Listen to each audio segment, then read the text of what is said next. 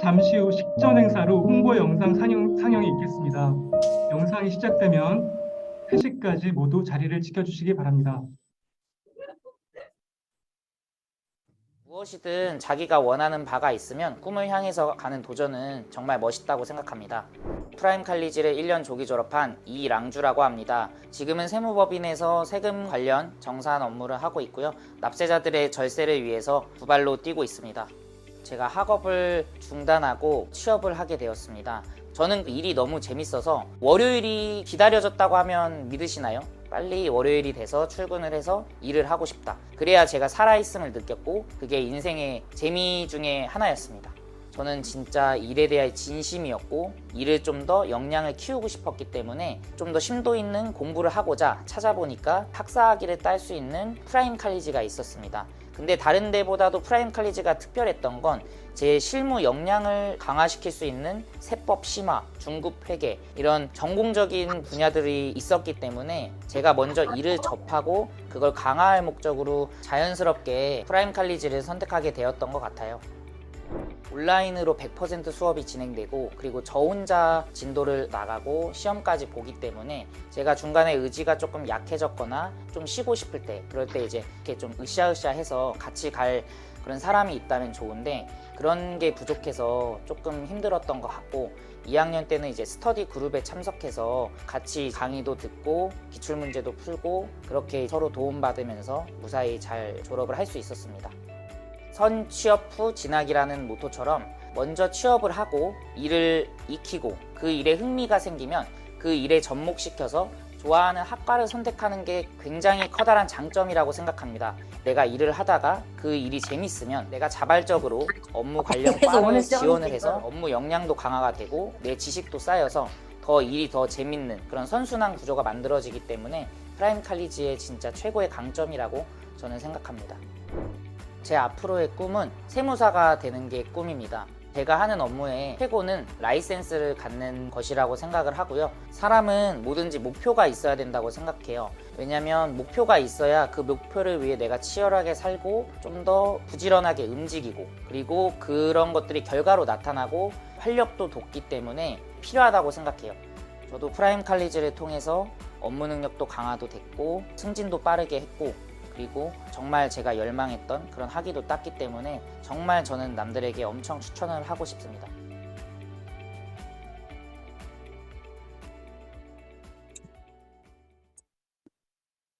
어디에 비교하지 않아도 내 삶이 내 삶 자체로 빛나는 그런 모습을 보면서 많이 행복감을 느끼고 있거든요. 저는 살아가면서도 도전을 할 때 주저하지 않는 모습을 가져가려고 노력을 많이 했던 것 같아요. 1호 학번으로 프라임 칼리지에 입학을 해서 17년도에 졸업을 한 김지우라고 하고요. 삼성전자에서 8년 정도 소프트웨어 개발자로 일을 했었고 현재는 지지큐 컴퍼니라는 곳에서 AI 게임 매칭 서비스를 개발을 하고 있습니다. 제가 고등학교 때 굉장히 잘 따르고 또 존경하던 그 선생님께서 프라임 칼리지에 대해서 추천을 해주셨고 저도 그래서 관심 있게 알아보다가 같이 당시에 일을 하던 친구들 3명이랑 지원을 해보자 해서 입학을 하게 되었습니다. 제가 당시에 다니던 직장이 수원에 있었고 저는 집이 서울이라서 출퇴근도 굉장히 오래 걸리는 상황에서 이제 일이랑 공부까지 병행을 하자니 좀 체력적으로 많이 힘이 들었던 것 같아요. 학생이기도 하지만 저희 본업은 직장인이라서 일에 소홀히 하면 안 됐었고 두 방면에서 욕심이 좀 나가지고 열심히 하려다 보니 신체적으로 힘들었던 기억이 있습니다. 프라임 칼리지의 가장 큰 장점은 시간을 절약할 수 있게 도와준다는 점인데요. 만약에 제가 직접 학교에 갔었으면 체력적으로도 힘들고 시간도 많이 좀 낭비가 됐을 것 같은데 모든 강의가 온라인으로 이루어지니까 퇴근을 할 때에도 버스 안에서 강의를 들을 수도 있고 그런 부분에서 제 소중한 시간이 많이 절약이 됐고 개인적인 시간도 잘 누릴 수 있었던 것 같습니다.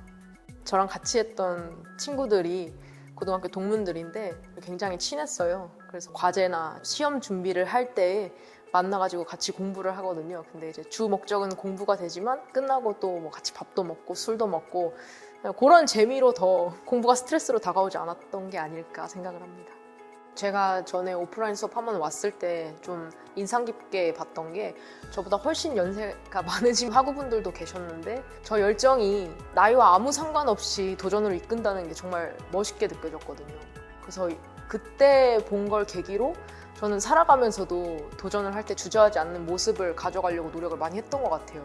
사실 사회에 다른 유명하고 더 큰 대학교들이 많아요. 그래서 프라임 칼리지를 잘 고민해보지 않으시는 분들이 계신 걸로 아는데 제가 봤을 때는 전혀 그런 학교들이랑 비교해서 부족하다고 할 점이 없거든요. 그래서 저는 오히려 프라임 칼리지에서 더 큰 가치를 찾을 수 있다고 생각을 해서 후배분들이 꼭 프라임 칼리지와 함께 좀 시작을 해보셨으면 좋겠습니다.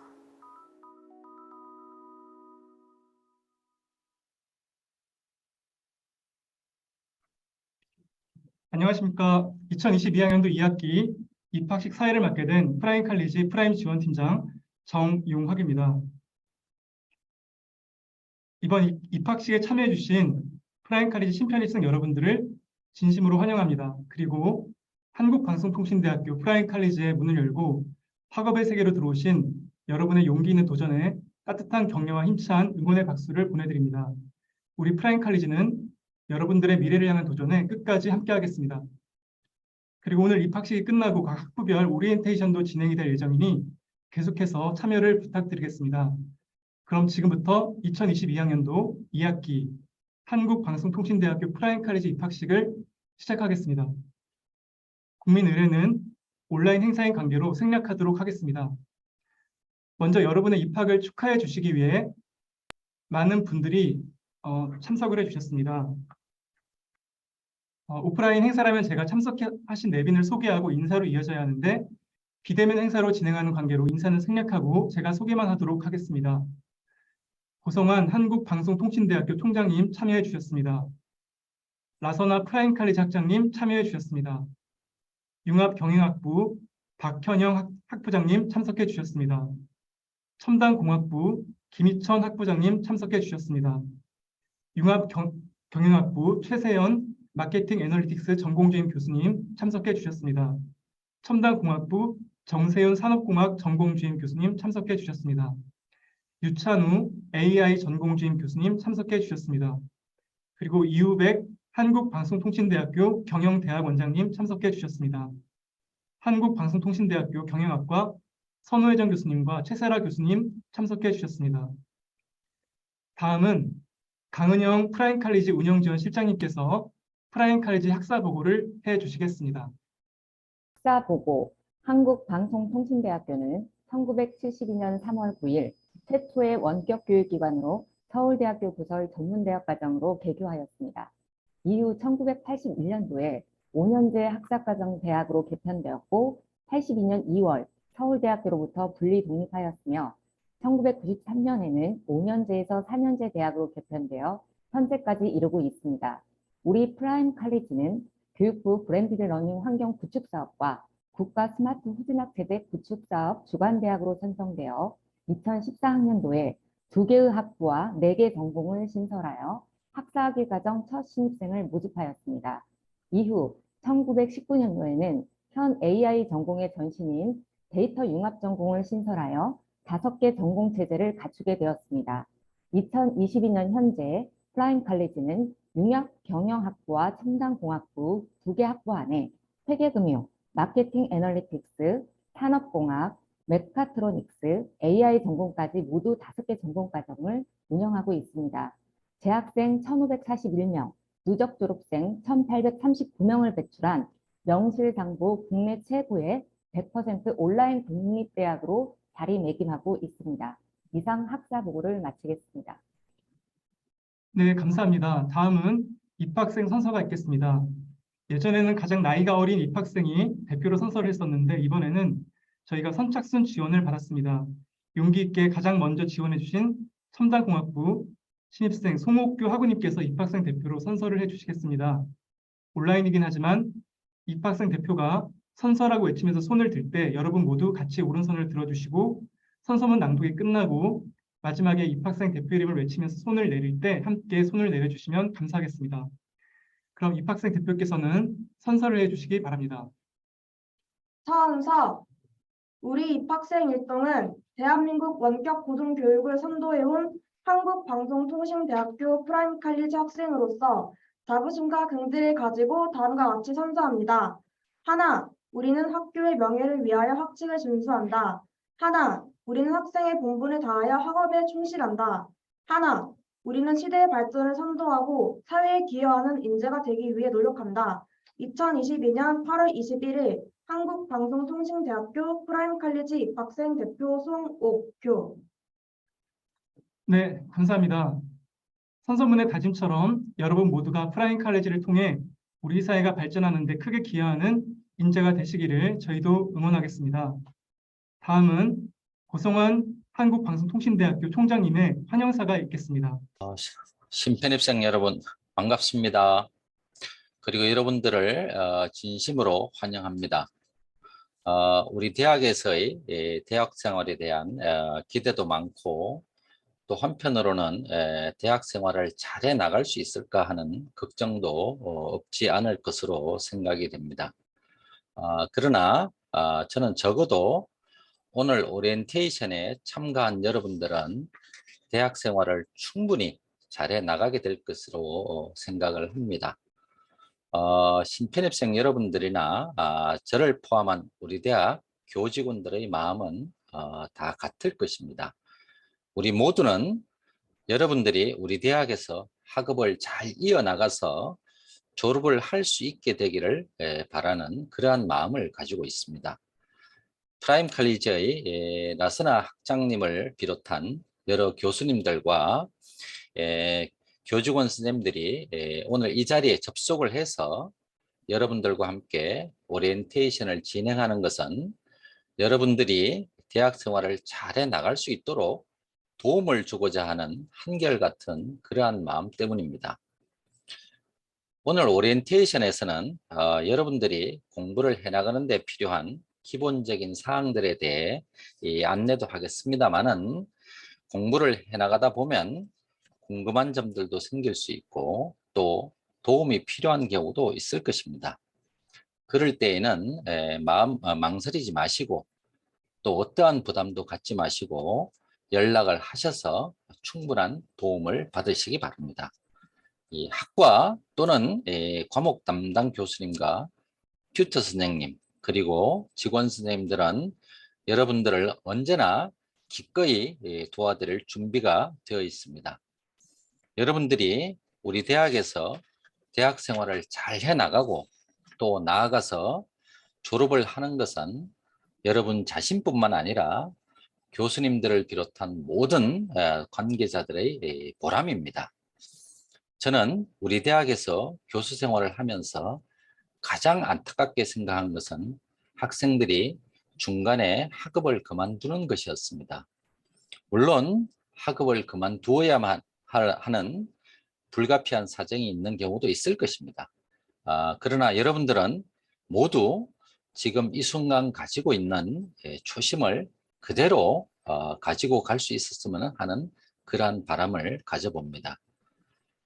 오늘 오리엔테이션이 끝나게 되면 여러분들은 대학 생활에 대한 걱정은 많이 덜게 되고 대학 생활에 대한 기대만 남게 될 수 있지 않을까 이런 생각을 합니다.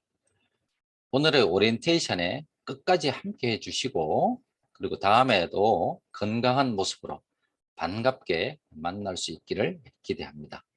고맙습니다. 신입생 여러분들께 좋은 말씀해 주신 총장님께 감사를 드립니다. 다음은 나선아 프라임 칼리지 학장님의 인사 말씀이 있으시겠습니다. 안녕하세요. 저는 프라임 칼리지 나선아 학장입니다. 반갑습니다. 2022학년도 2학기 및 1학기 프라임 칼리지 입학하신 신편입생 여러분 진심으로 환영합니다. 저희 프라임 칼리지는 국립대로서는 국내 단 하나뿐인 100% 온라인 학사학위 과정을 제공하는 대학으로 국립한국방송통신대학교 안에 프리미엄 교육과정을 제공하는 또 하나의 대학입니다. 입학부터 졸업까지, 수강에서 시험까지 모든 과정을 100% 온라인으로 운영하는 프라임 칼리지는 50년 역사를 자랑하는 한국방송통신대학교의 원격 교육 역량과 기술을 바탕으로 여타 사이버 대학과는 비교할 수 없을 만한 수준의 높은 교육의 질과 교수 학습 시스템을 제공하는 선도적인 대학입니다. 특히 2022학년부터는 4차 산업혁명 시대의 세계 경제와 우리 사회가 절실히 필요로 하는 최첨단의 융합적 역량을 갖춘 인재를 양성하고자 기존의 금융서비스학부를 융합경영학부로 변경하여 회계금융전공 및 마케팅 앤 애널리틱스 전공 교육과정을 제공하고 첨단공학부는 산업공학, 메카트로닉스, 그리고 AI 전공 과정을 제공하고 있습니다. 특히 이번 2학기 지원 학생은 전년 대비 260%에 달할 정도로 많은 관심을 받았습니다.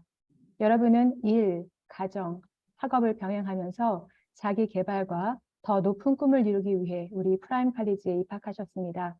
교수, 튜터, 조교, 행정 인력 및 정보 시스템 지원 등 모든 자원을 활용해 여러분의 미래를 위한 여정에 우리 프라임 칼리지가 열정적으로 동행하겠습니다. 저희 프라임 칼리지에 입학하신 신편입생 여러분 진심으로 환영하며 축하합니다. 고맙습니다.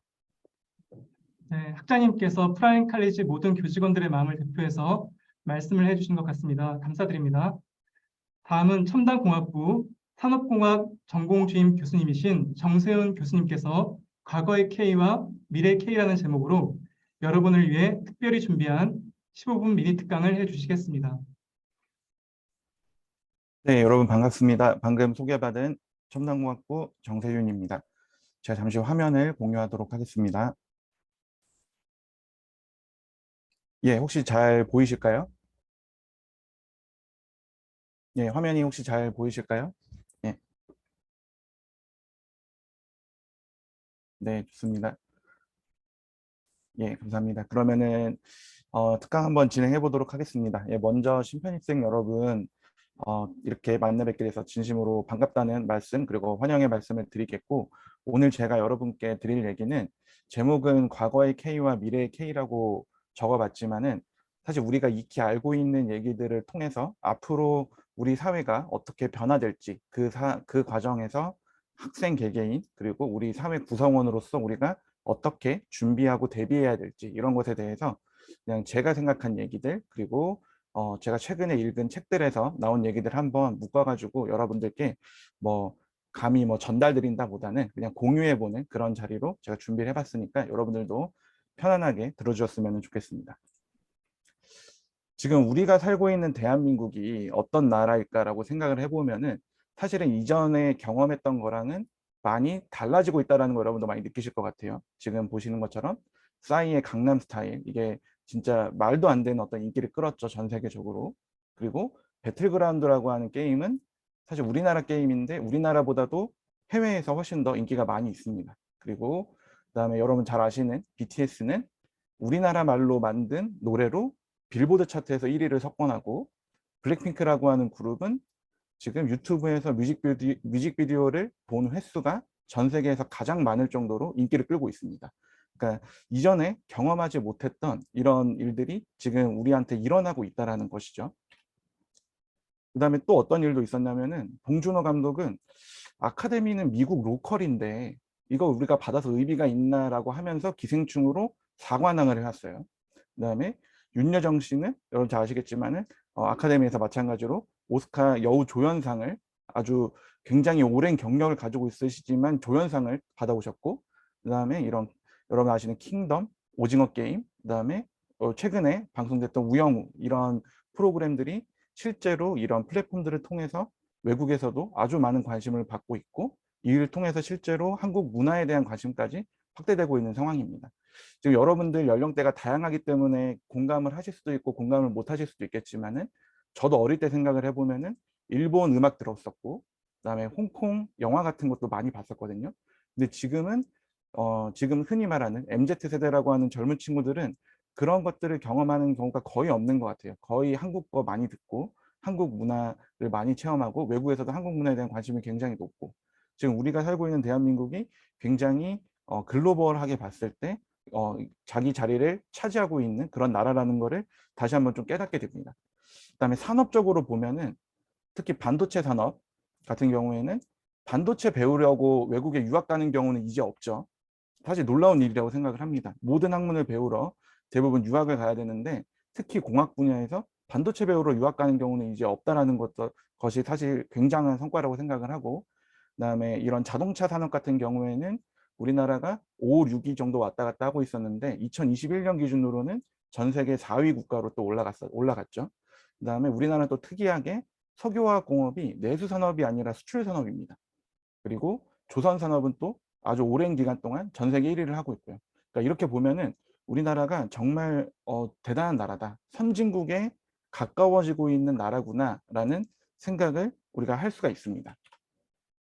그래서 실제로 딱 나타났던 성과들을 보면 전 세계에서 7번째로 2018년에 3050 클럽이라고 하는 데 가입을 했죠. 그래서 1인당 소득이 맞아 3만 불 이상이고 그다음에 국민이 5천만 명 이상인 국가에 전 세계 7번째로 가입이 됐습니다. 그리고 1인당 PPP, 구매력 환산된 GDP로 보면은 이미 일본을 앞지르고 있습니다.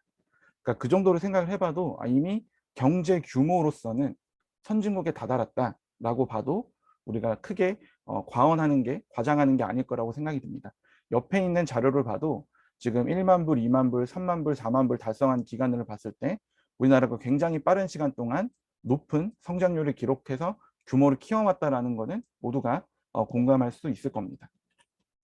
그런데 이때 약간 문제가 있습니다. 어떤 문제가 있냐면 우리가 짧은 시간 동안 많은 성장을 하다 보니까 우리가 놓친 것들이 있다는 것을 우리가 관가하면 안 될 것 같아요. 지금 제가 서양의 왼쪽에 있는 거는 서양의 과학이 발전했었던 과정, 그 과정의 중요한 어떤 발견들을 제가 기록해 놓은 거고 오른쪽에 있는 거는 동양, 우리나라를 포함한 이 동아시아의 근현대사를 기록해 놓은 건데 지금 보면은 돌턴의 원자설, 원자라고 하는 거 여러분 잘 아시겠지만 어떤 물질을 이루는 기본 입자잖아요.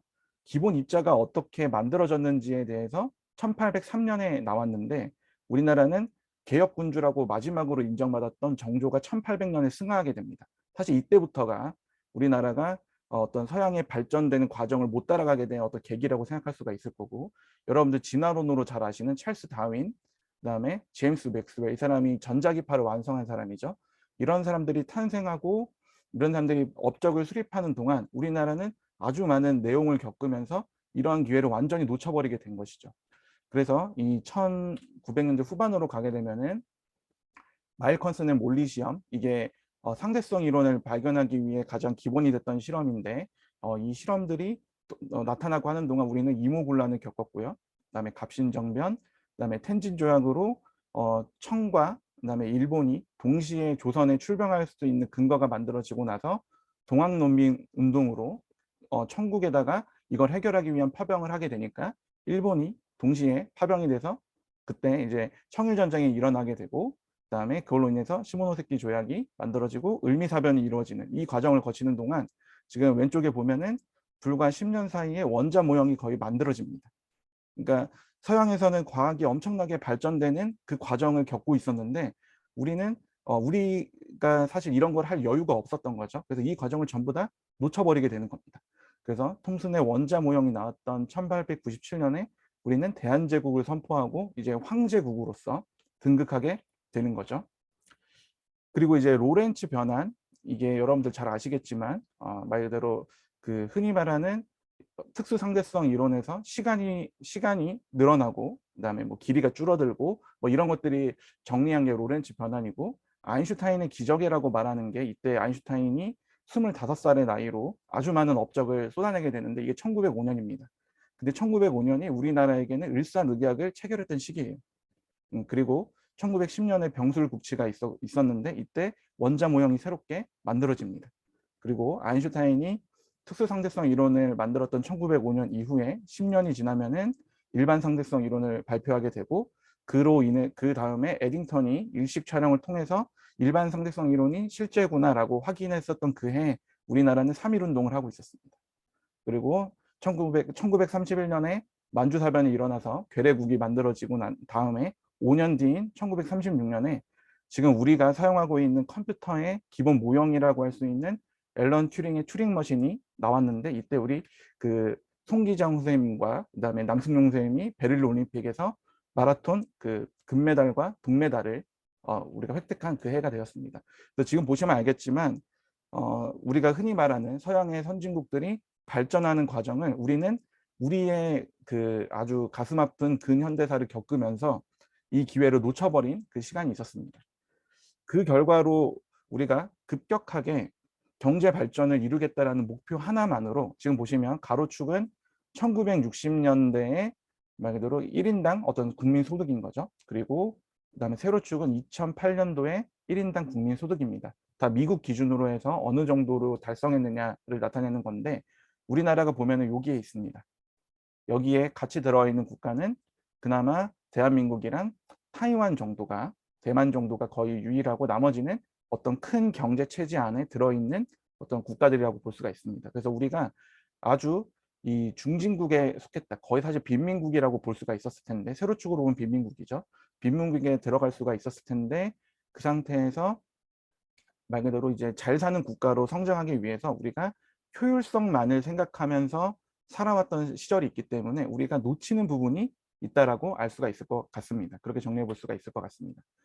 그래서 미래의 대한민국이 어떻게 갈 것이냐라고 생각을 해보면 우리가 요즘 맨날 얘기하는 K라는 브랜드를 가진 나라로 갈 거는 거의 확실할 것 같습니다.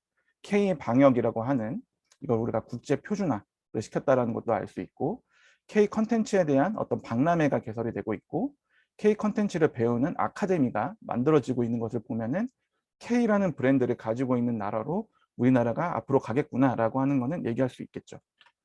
근데 동시에 아주 급격하게 그 어느 나라보다 빠르게 고령화를 겪을 나라고 동시에 합계 출산율이 줄어들면서 가장 극심한 인구 감소를 겪을 나라라는 것은 이미 정해져 있는 미래입니다. 이걸 해결하기 위해서 뭐 제약 연한을 그러니까 처음에 취약 연령을 낮추려는 노력도 있고 정년을 연장하려는 노력도 있고 한데 그러면서도 동시에 이민을 받아들이는 거에 대해서는 굉장히 배타적인 그런 나라로 가고 있다라는 이건 아주 정해진 미래인 거죠. 인구는 변하지 않으니까. 그러니까 그런 나라로 가고 있다라는 것도 우리가 한번 생각해 볼 필요가 있겠습니다. 그 다음에 동시에 우리가 코리아의 앞글자로 K를 강조하고 있는데 K는 여러분들도 잘 아시겠지만은 양극화의 상징입니다. 어떤 이벤트가 나타나서 경제 규모가 줄어든 다음에 기술 기업이나 대기업들은 아주 잘 다시 회복해서 상승을 하고 그다음에 민간 기업, 그다음에 소기업, 빈곤층 이런 분들은 상대적으로 그 회복하지 못하게 되는 양극화의 상징이 사실 K거든요. 근데 저희가 이런 K를 너무나도 당연하게 받아들이고 있는 것이 아닌가. 그리고 이것으로 인해서 나타나고 있는 현상이 보면은 중위소득의 50%에서 150% 이게 중산층의 어떤 정의죠. 중산층의 비율이 갈수록 줄어들고 있다. 양극화가 심해지고 있다라고 하는 현상을 우리가 이제 목도를 하고 있는데 이것을 어떻게 해결해 나갈 것인가가 굉장히 중요한 어떤 과제가 되고 있다라고 볼 수가 있겠습니다. 근데 여기서 우리가 생각해 볼 문제는 뭐냐면은 개인에게 요구되는 사회에서 개인에게 요구하는 능력도 이제 양극화되는 그런 시대에 접어들었다고 저는 생각을 합니다. 그러니까 무슨 말이냐면은 지금 보시는 이 그래프는 청년들이 체감하는 또 이걸 경제학적 용어로는 확장 실업률이라고 하는데 내가 가고 싶은 어떤 기업이 있고 내가 일하고 싶은 자리가 있는데 거기에 못 들어가는 비율이라고 보시면 될 것 같아요. 그럼 청년층 중에서는 절반 4분의 1이죠. 4분의 1 정도가 내가 가고 싶은 자리에 못 가고 있다라고 느끼고 있는데 우리가 공식적으로 집계하는 실업률은 지금 10% 미만이에요. 그러니까 10명 중에 1명만 일하고 싶은데 일을 못 한다라고 집계가 되고 있다라는 겁니다. 이 둘을 고려를 해보면은 일할 자리는 있다. 하지만 원하는 자리는 그만큼 적고 거기에 들어가기 위해서는 요구되는 능력도 훨씬 더 높아지고 있다. 이게 철저하게 개인의 어떤 역량, 개인의 노력으로 이거를 극복해야 되는 사회로 가고 있다라고 하는 것이죠. 그래서 실제로 보면은 이런 개인에게 요구되는 역량들을 키우기 위해서 교육을 다시 받겠느냐라고 할 때 그렇지 못하는 어떤 이유들에 대한 조사 자료가 있는데 보면은 한국은 이 시간 부족, 내가 일을 해야 되기 때문에 개인과 그다음에 육아나 가사 등을 해야 되기 때문에 그런 새로운 교육 과정에 들어가지 못한다라고 하는 비율이 전체의 60%에 이르고 있습니다. 그만큼 뭔가 일은 얘가 열심히 하고 있는데 내가 원하는 일, 내가 하고 싶은 일, 거기에 요구되는 능력을 키우기 위한 교육의 과정에 들어가는 데는 그만큼 여러 가지 제약이 따르는 그런 사회라는 것이죠. 그런 면에서 지금 우리 프라임 칼리지에 입학하신 신입생 여러분들은 이 어려움을 극복하고 오셨기 때문에 이미 한 걸음 또는 두 걸음 여러분들의 목표를 향해 나아가고 있는 그런 분들이라고 저는 자신 있게 말씀드릴 수 있을 것 같습니다. 그 다음에 여기서 이제 제가 마지막으로 이제 드리고 싶은 말씀은 앞에서도 말씀드렸지만 지금까지 우리나라가 달성해 놓은 거, 그다음에 우리나라가 걸어온 길, 그리고 앞으로 나아갈 길을 보면은 우리나라는 명실상부 선진국이기 때문에 더 이상 참고할 게 없습니다. 그동안에는 빨리 다른 선진국들이 잘해놓은 사례를 보고 잘 베껴서 이거를 빨리 체득해서 빨리 만들어가는 것이 중요한 시점이었는데 이제는 최첨단에 와 있잖아요. 그럼 더 이상 베낄 게 없는 거죠. 참고할 게 없는 상황인 겁니다. 우리나라보다 반도체를 잘 만드는 나라 하면은 잘 떠오르지 않죠. 우리나라보다 배를 잘 만드는 나라 별로 없을 겁니다. 우리나라보다 자동차를 잘 만드는 나라 역시 별로 없을 거예요. 근데 우리나라보다 자살률, 특히 노인 빈곤율이 높은 나라 여전히 없을 거예요. 우리나라보다 출산율이 낮은 나라도 없을 겁니다. 우리나라보다 인구가 빨리 감소하고 소멸 위기에 있는 나라 역시 없을 겁니다. 이런 문제들은 기존의 해결 방법이 없고 참고서가 없기 때문에 우리 나름의 문제를 만들어서 우리 나름의 방식대로 해결할 수밖에 없는 상황이라는 거죠.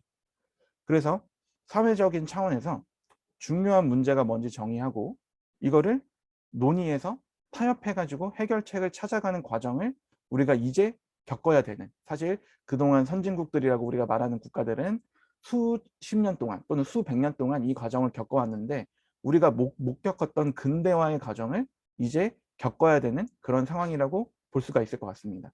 먼저 녹서를 발행하고 녹서에 대해서 충분한 시간을 갖고 서로 타협하면서 해결책을 찾고 그 과정을 백서로 정리하는 이 과정이 사실 서양에서는 보편화된 과정인데 우리는 이런 과정들이 다 생략되고 어떤 일이 끝난 다음에 백서를 발간하는 데 익숙해져 있잖아요. 백서는 답이고 앞에 있는 문제를 정의하고 해답을 찾아가는 과정인데 그런 과정들이 생략되어 있는데 이제는 이런 것들을 생각해 볼 그런 시기라고 생각이 듭니다. 개인의 차원에서도 마찬가지라고 생각이 드는데 개인 차원에서도 내가 뭘 공부해야 되고 내가 어떻게 공부해야 되고 내가 이걸 왜 공부해야 되는지에 대해서 스스로 공부하고 그다음에 스스로 문제를 정의하고 해답을 찾아가는 그런 과정이 필요한 시기라고 생각하고 특히 이 스스로 문제를 정의하고 해결하는 과정을 가르쳐주고 함께 공유하는 여러분들 이 프라임 칼리지에서 이런 시작의 계기가 되었으면 좋겠습니다. 예, 제 특강 여기까지고요. 제가 참고한 내용들 그리고 여러분들께 추천하고 싶은 책들 마지막에 정리해 보았으니까 관심 있는 분들은 이런 책들 읽어보시고 여러분들만의 어떤 문제를 정리하고 해결하는 과정들을 생각해 보셨으면 좋겠습니다. 예, 여기서 발표 마치도록 하겠습니다. 감사합니다. 정세윤 교수님의 열정적인 강의에 감사를 드립니다. 스스로 문제를 정의하고 답을 찾아가자는 우리 모두에게 의미심장한 메시지를 주셨다고 생각을 합니다. 이상으로 2022학년도 2학기 입학식을 마치도록 하겠습니다. 이어서 각 학부별 오리엔테이션이 줌으로 진행될 예정입니다. 지금 시간이 2시 29분인데 5분간 휴식을 취하고 정확히 2시 35분부터 오리엔테이션을 진행하도록 하겠습니다. 줌 채팅창에 융합경영학부와 첨단공학부 별도의 바늘 링크를 해드릴 테니 본인이 속한 학부로 접속을 부탁드리겠습니다. 채팅창 메뉴는 여러분들의 화면 하단 중간 부분에 위치해 있습니다. 마지막까지 유익한 시간 되시기를 바랍니다. 감사합니다.